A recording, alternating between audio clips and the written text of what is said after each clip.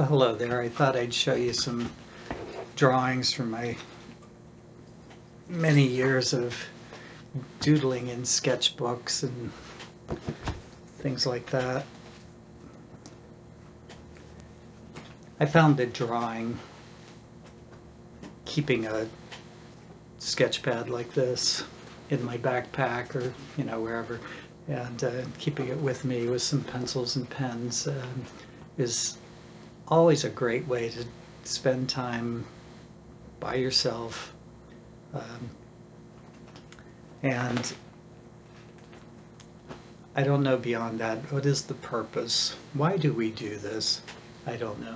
Maybe it's to buy stuff like pens. I found that even a cheap, 59-cent pen works great. But you can get like colored pens, but even these are not very expensive. Art supplies can be unbelievably expensive. Things like really good quality colored pencils can be very expensive. But as far as pencils, I use these. I've used just like a number 2 is great. Those little they used to call them mechanical pencils. I don't know what they call them anymore, but they have the lead in them. They make beautiful drawings. And I don't know if I have it in here. I did have it, but I can't find it. There's these, this one, yes. This is called an ebony pencil. It's very soft, buttery, but again, like cost $1 or something like that. I found that sometimes, like with colored pencils, better quality ones do produce better drawings because, again, they have a real soft, buttery thing. You can do blending and stuff, and the cheaper ones tend to be really hard, and they don't work quite as well. But usually I use pen and pencil. I had Rapidograph pens, but I'm getting over COVID, so have a sip of tea. 2 weeks, I'm feeling better. It was very uncomfortable for a while.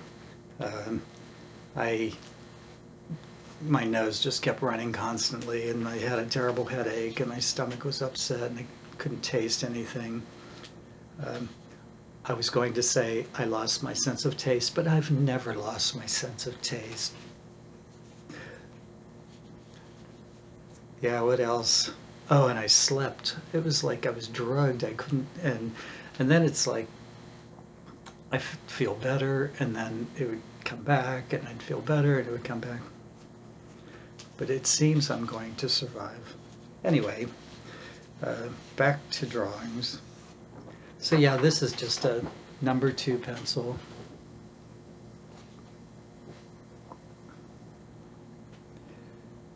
And it's kind of cool because as the paper gets old, this is a really, it's probably 20 years old, and the paper starts to get this more,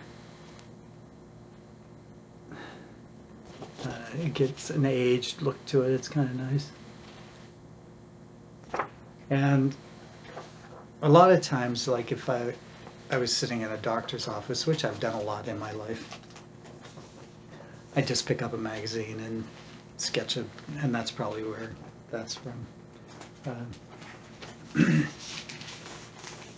And then these are just pen,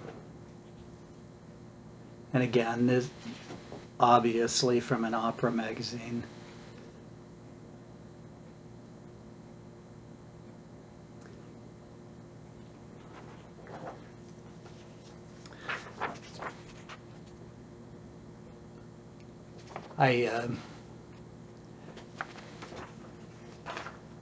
I had very serious pain problems my entire life. Well, really, when I hit 38,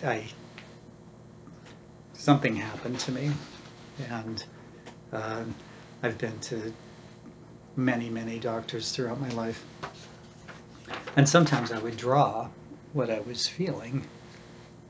And it says, it's like an aching. Because you try to explain to doctors what you're feeling. You do the best you can.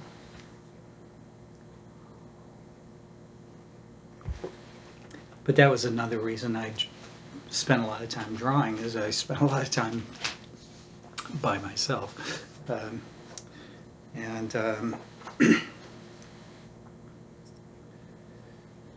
And then I would do these kind of, I don't know what you would call it, but this is done with these ebony pencils, and I would just, there's no plan to it.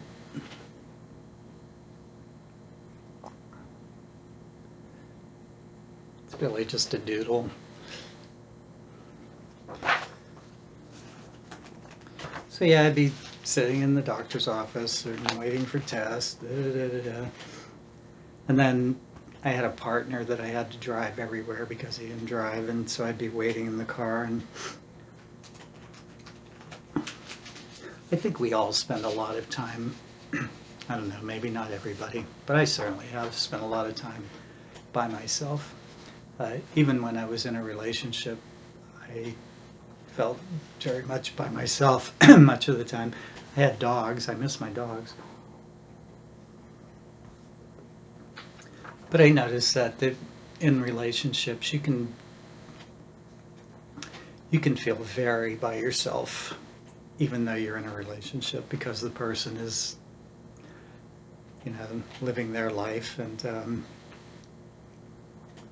there's always that point in a relationship where you just, like, you've learned everything you possibly want to know about the person, but you still stay together, and so you maintain these personal spaces. So I've drawn my whole life, but there was a time where it became like really important to me, because you can get into a lot of trouble out there in the world, and by just sitting down and drawing, you're creating it seems like a safe space. And so yeah,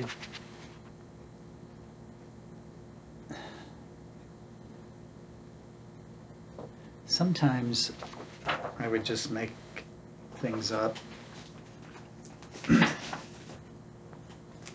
Sometimes there would be somebody just standing in front of me, and I would quickly sketch them. I remember this was at a arts and crafts fair in Tucson, bright sunny day. This was a guy in Tucson. And it's funny because you sit there and you've got your book and you're sketching and you're looking up occasionally, but the trick is to like look up without the person thinking you're staring at them, because then you're intruding on their space.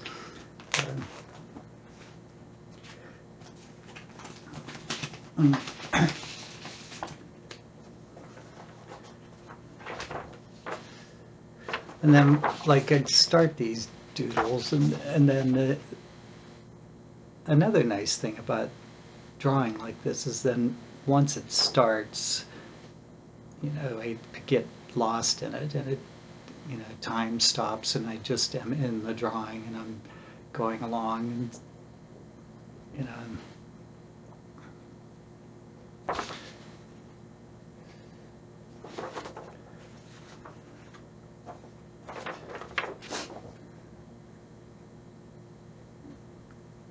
I always thought that some of these would make really cool paintings, but that's a whole other thing. And also, the nice thing about drawing is that another doodle is you don't end up with a painting. Paintings are great, and I've certainly done hundreds, I don't know. But then you have a painting that you have to find a space for, whether it's on your own walls or storing them so that they can go to a store somewhere, or or a show somewhere, and lugging them here to there, and like maintaining them. And so it's a whole other thing, whereas a drawing, you can just slip them in these little portfolios, and then after you die, somebody else has to deal with it. This is a Tab Hunter, and this is just a regular old number 2 pencil, just like that.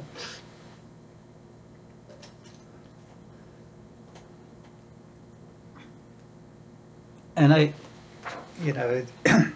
it's not really usually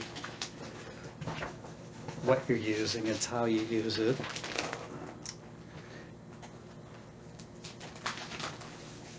This is a really old, a long time ago, I would go door to door, basically, to stores and ask them if they needed any illustrations done. And I would show them. I'm trying to find something. I don't know if it's in here or not. But I would just show them like pen and ink sketches I've done. And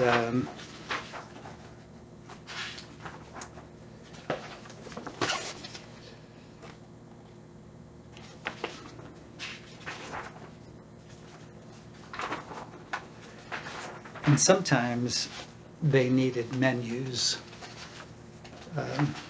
with illustrations on them. And so that's what I was trying to find, but I'm not finding any in here. But, I would just show them that I was skilled enough to do it. But I would draw, I'd also do like illustrations for realtors, where I'd go to the house that was for sale, and I would sketch the house in pen and ink, make these very pretty little drawings of the house in pen and ink, which they would put on the brochure. I was also very into using sumi-e, is that how you pronounce it? Fish.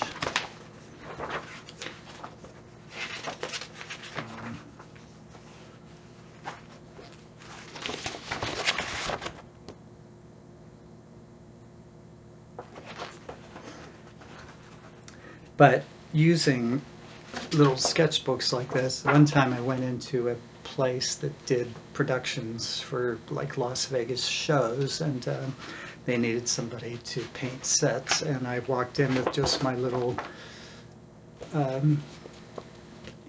portfolio of drawings, just a few samples, and they hired me on the spot, so that was kind of cool. And that's how we did it back then. I mean, you basically went door to door with your art and said, do you need any art? You need a mural, you need menus, you need any illustrations.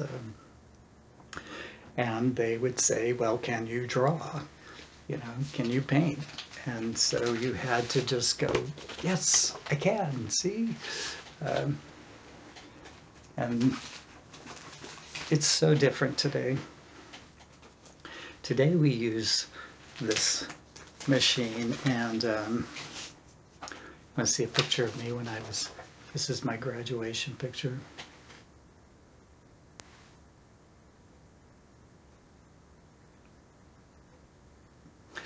I was wearing a green blazer, very edgy.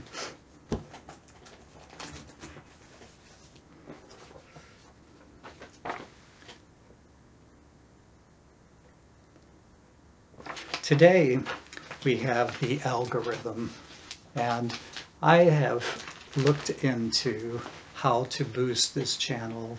I've watched videos on how to increase, your audience, and I've done it all. I've changed every dynamic I possibly could, and none of it changed how many people watched this YouTube channel. And nobody ever, well, occasionally I'll get like 1 or 2 comments. Just never happens. So, I've read about why that can happen, and there's like conspiracies that you belong to some certain subgroup that the algorithm doesn't like. And I think that there are 10 hours of videos uploaded every minute onto YouTube. So it's like, it's like spitting in the ocean. The chances of anybody, seeing this are just astronomically small. So I decided that I would take a very enlightened approach, and that would be that the fewer people who saw my videos was actually better, because then only good quality people will see my videos. That's my theory.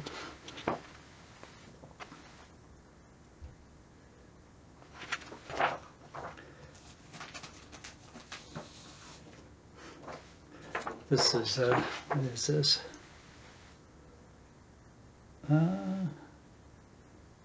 It's pencil and pen and ink, and it's very sentimental. This was my friend Lee's house, and I was sitting in this room here, and that was her kitchen. It was just the coolest house. It was like in Bisbee, up in this canyon, and the very end you had to go up a trail to get to it, and it was just this funky little house, but just really cool. And it was set against the hillside there. Really, really pretty, and yeah, really sweet place.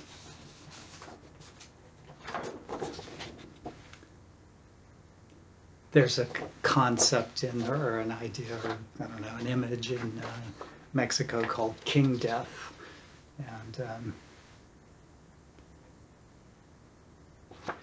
yeah, we certainly have learned a lot about that recently, haven't we?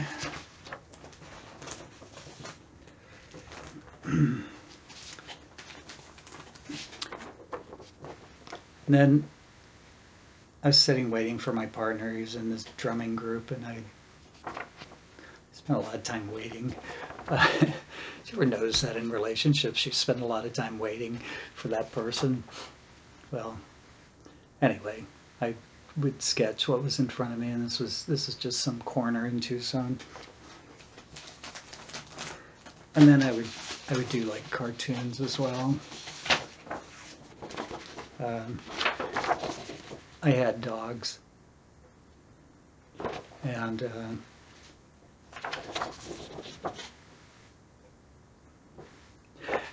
every time you go out and somebody had some attack dog, like a pit bull or German Shepherd, and they would always say, "It's fine. He won't hurt anybody." Meanwhile, the dog is just like freaking out, barking, and yeah, I don't like that. I've been attacked 3 times by dogs, large dogs.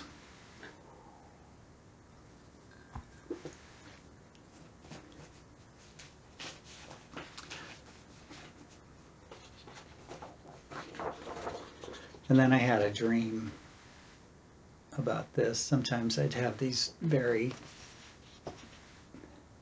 elaborate but distinct, I can remember them later.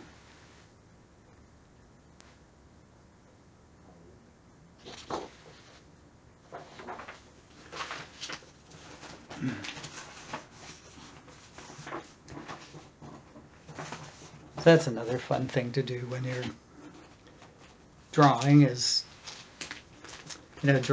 drawing doesn't have to be just one thing. That's another thing, is that people kind of get stuck on, like, I have to be, you know, a realistic portrait drawer, artist, and or I have to do abstracts or landscapes or whatever. You can do all of it if you want. And that's a really nice thing about these sketchbooks, is that these are cheap, and with a pencil you can try all sorts of different things. So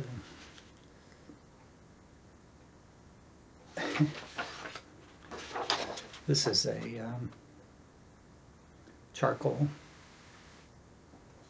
I don't have my charcoal drawings. They were too big and they're too fussy, and I couldn't move them with me. But I found I was really good at charcoal, and I think I may do more of them. It's a very free sort of thing, and then you can like smudge.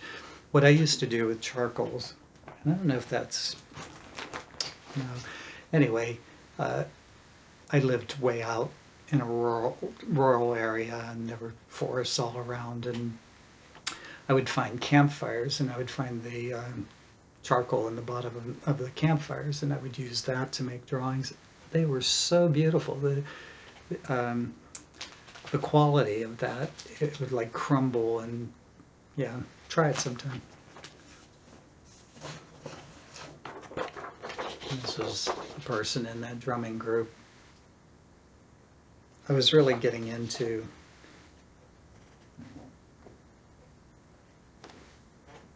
drawing musicians, and the thing is when you're drawing a musician, they're moving, and so it's difficult to capture them. So what I did was I started to incorporate the movement into the drawing.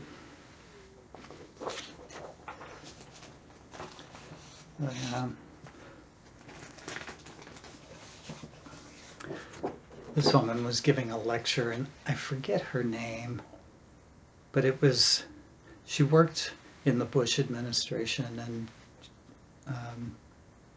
I was sketching her while she was talking.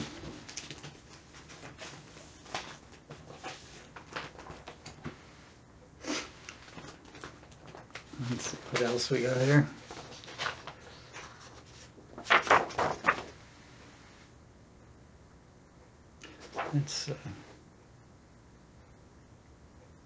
And it's just pen and ink.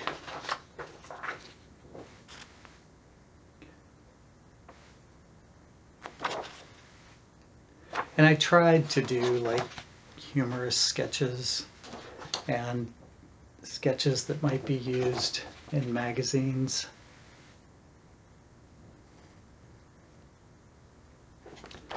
But I was never very successful at that.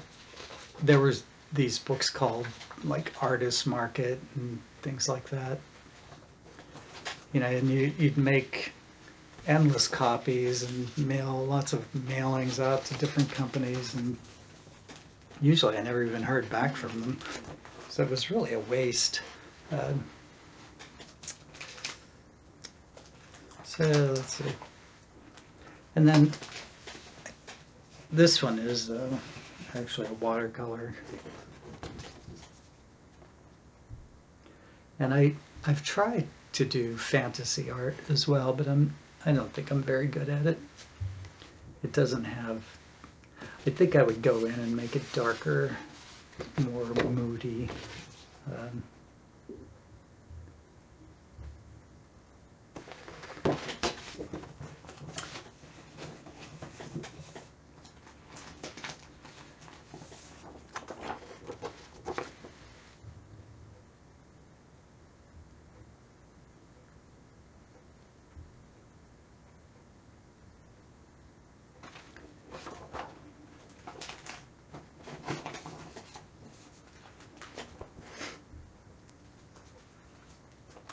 So, oh yeah, so these are more of my drawings of while people are playing music.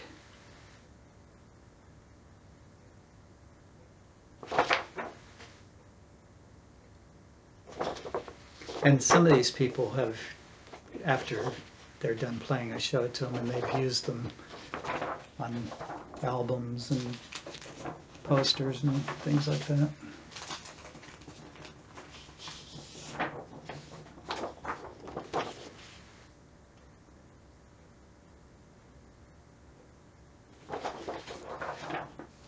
So yeah, and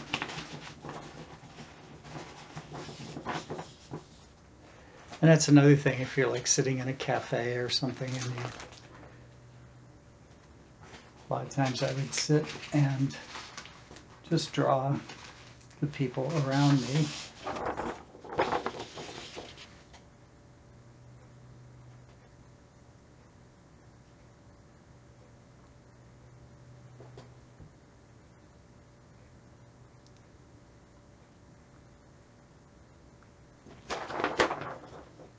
It's kind of fun.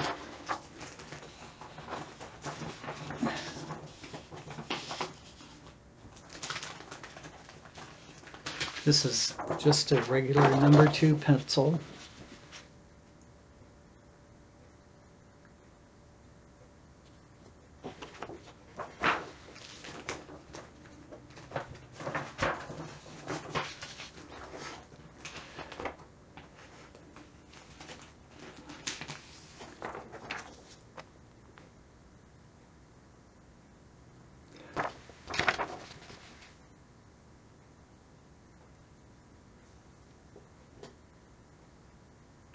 That's colored pencil, and it's, I can't think of the name of those colored pencils.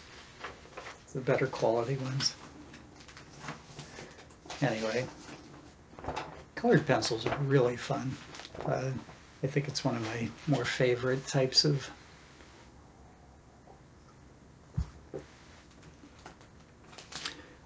art supply. You can really just blend beautifully, because the more you rub on, there's like a wax in them, and they start to blend together beautifully. But then there's pen and ink, and this was done with a Rapidograph pen, and I have to admit, they're just beautiful instruments. They're just a pain to take care of, and this is very surrealistic, so prepare yourself.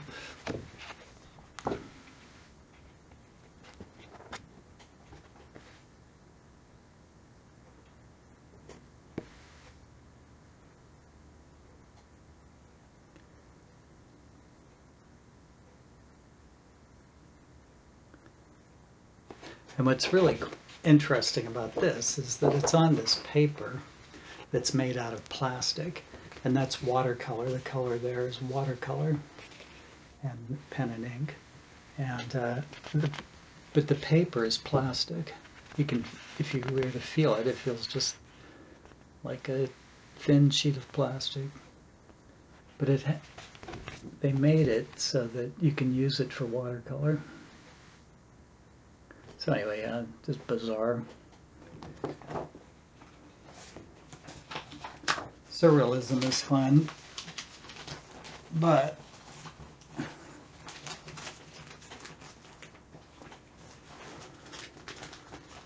scary. What goes on in our minds. This is, again, this is Rapidograph, and you get these very thin lines, a lot of control.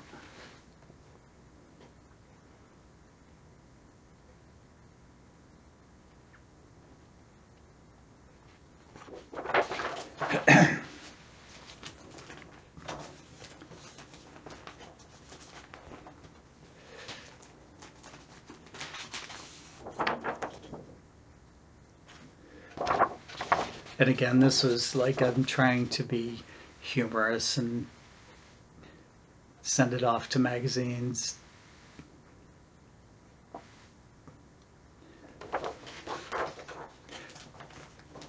Never worked.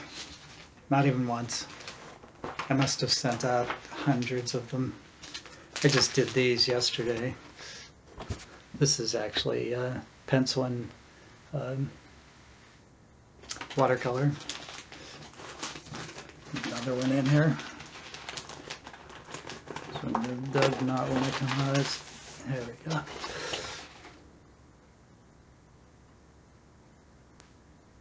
And it's on watercolor paper. Watercolor is like, I think it's a very steep learning curve, but once you get it, it's very easy to do.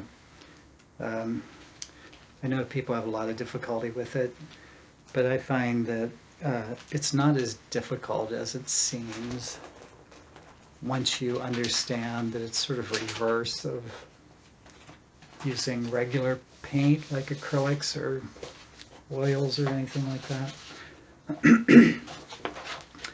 Okay, more weird drawings.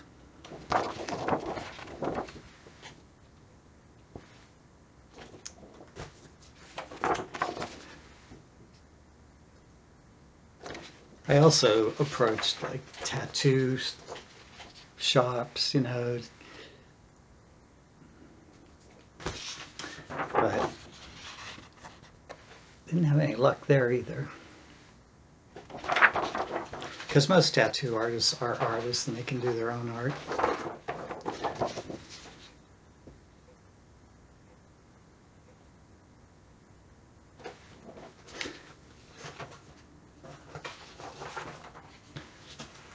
I did this one last week.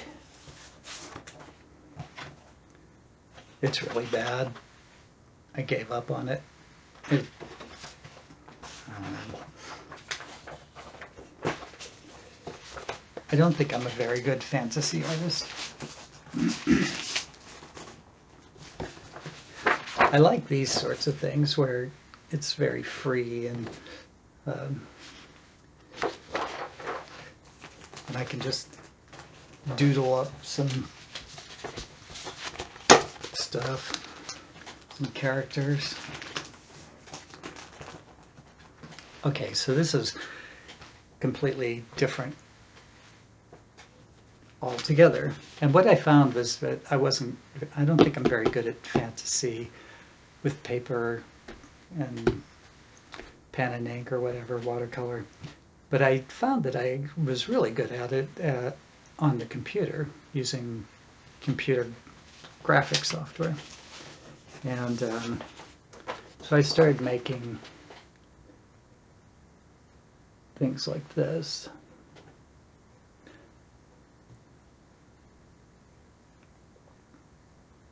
And there's a long story behind these, and that's another video altogether.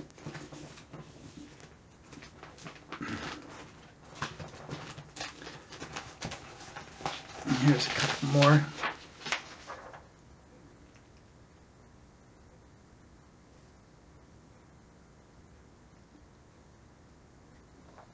And these were in a show in Bisbee. And maybe I'll do a video about that show because it's a long story. And this is charcoal, and I do think I excel at charcoals. There's just a really wonderful quality to that material.